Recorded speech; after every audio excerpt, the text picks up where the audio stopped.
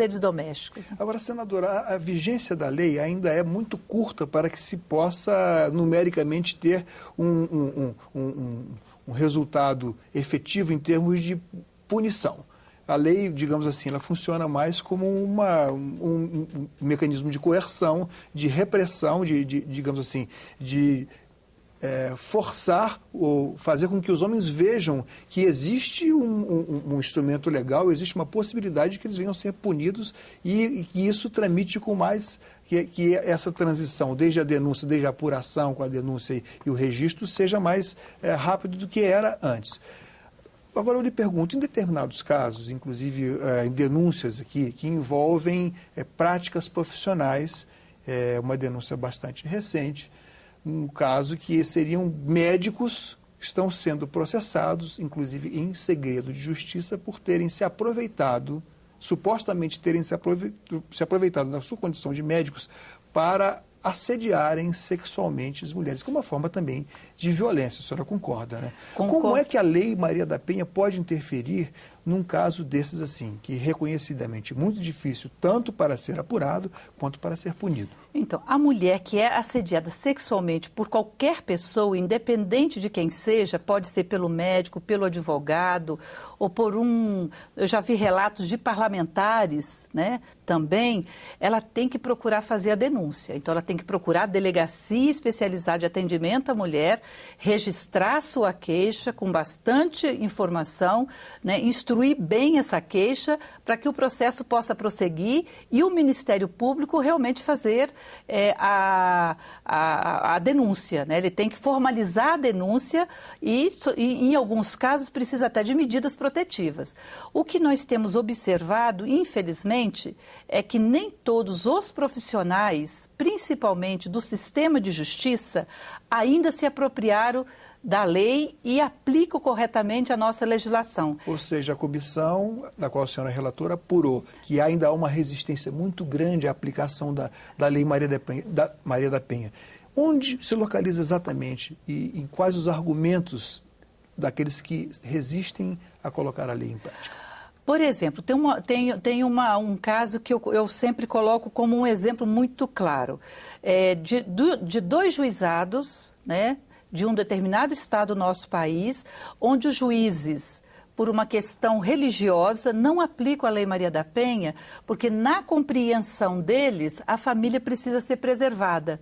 Então, não aplicam as medidas protetivas, que é o afastamento do agressor do lar, porque isso dissolve a família. E na concepção religiosa, a família precisa ser preservada. Então, há uma certa resistência, neste caso, há uma resistência clara de não aplicação da legislação por uma visão muito pessoal, por um conceito muito pessoal. Então, a lei acaba não sendo aplicada. O que a senhora sugere nesse caso, já que há um confronto entre uma comissão parlamentar, ou seja, do legislativo, em confronto com um agente do Poder Judiciário, que é o juiz?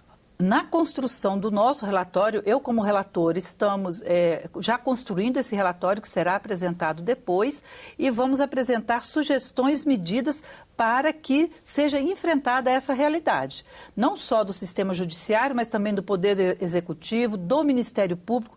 Em alguns lugares a gente percebe que também o Ministério Público é omisso. Muitas vezes ele recebe os processos, mas não faz o registro não faz os devidos encaminhamentos, não apresenta denúncia para que o processo tenha prosseguimento. Então, de um modo geral, nós vimos que pelos estados por onde nós passamos, a omissão de todos os poderes.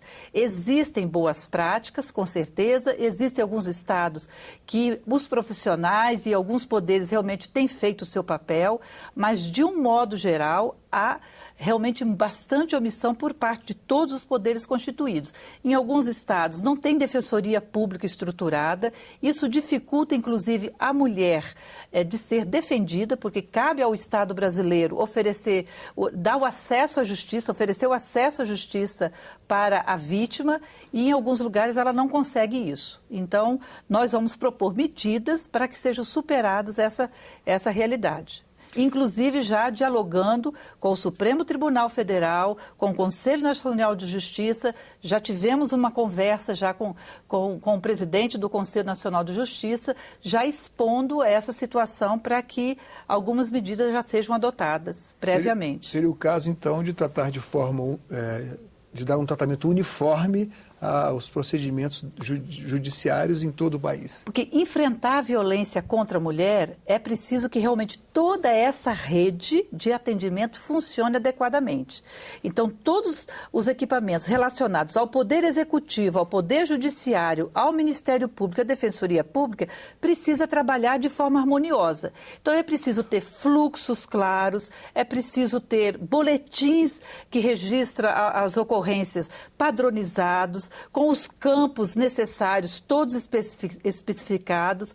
Então, todo esse sistema ele precisa funcionar de forma harmoniosa, senão tem problemas. É como se fosse uma engrenagem. Se uma dessas peças não funcionar adequadamente, todo o sistema fica prejudicado. E a principal vítima é a mulher que sofreu agressão por parte do seu marido ou do seu ex-companheiro. Agora, senadora, esse número 180, que é o Disque Violência contra a Mulher, o Disque, na verdade, é o número que se deve acessar quando se tem alguma denúncia a fazer. Ele também está disponibilizado para brasileiras em outros países, né? Sim. Alguns países, como Portugal, por exemplo, as mulheres que estão fora do Brasil podem acessar o Disque 180, porque o 180 é formado por profissionais qualificados, preparados, acompanhados permanentemente, que recebe as denúncias e orienta as pessoas de como proceder. Porque muitas vezes a mulher não sabe aonde procurar para receber ajuda. Então, o Disque 180, Central de Atendimento, ela oferece esse serviço orientando a vítima aonde ela deve buscar ajuda, onde ela deve fazer o registro de sua queixa. Em Portugal, na Itália e na Espanha, onde já houve registro de queixas de brasileiras por violência, por terem sofrido violência. Nesse caso, como já se tem registro da atitude, da providência que foi tomada? Eu não tenho números aqui para oferecer, mas eu sei que vários casos já foram registrados na Central de Atendimento de mulheres desses países que realmente têm buscado ajuda através do Disque 180. Agora, na legislação internacional, há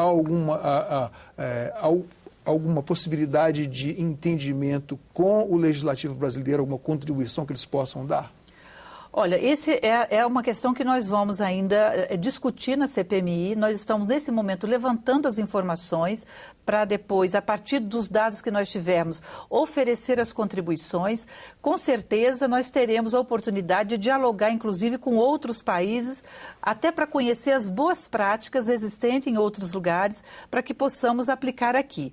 Mas, em princípio, nós podemos afirmar que a Lei Maria da Penha ela é a terceira lei mais importante do mundo no que se refere ao enfrentamento à violência contra a mulher. Então, o Brasil oferece aos demais países uma importante contribuição, que é a Lei Maria da Penha. Então, em termos de legislação, nós temos uma legislação que consideramos importante e eficiente. A CPMI também poderá, a partir do que nós estamos observando, se for necessário, inclusive fazer alguns ajustes na própria Lei Maria da Penha ou em outra legislação brasileira.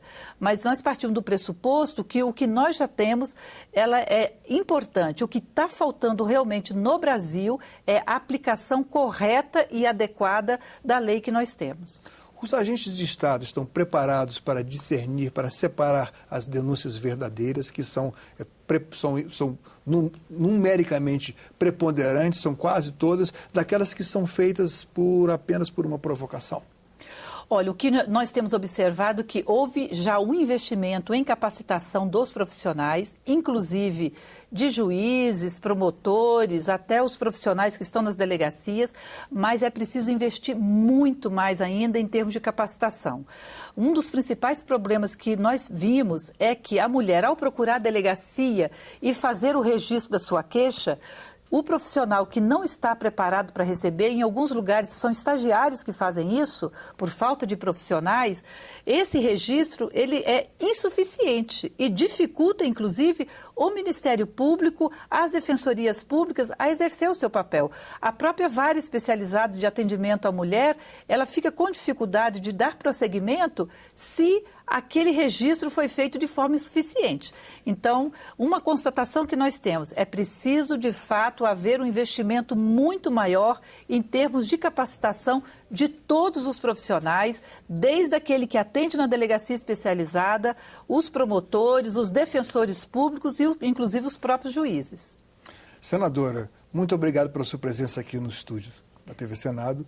Mais uma vez, sucesso no seu trabalho à frente da relatoria da CPMI da violência contra as mulheres. Eu que agradeço em nome de todos os parlamentares que compõem a CPMI e dizer que nós temos, assim, acreditamos muito que o que nós estamos fazendo vai oferecer ao Estado brasileiro uma importante contribuição para que possamos avançar na redução da violência contra as mulheres. É esse o nosso grande objetivo.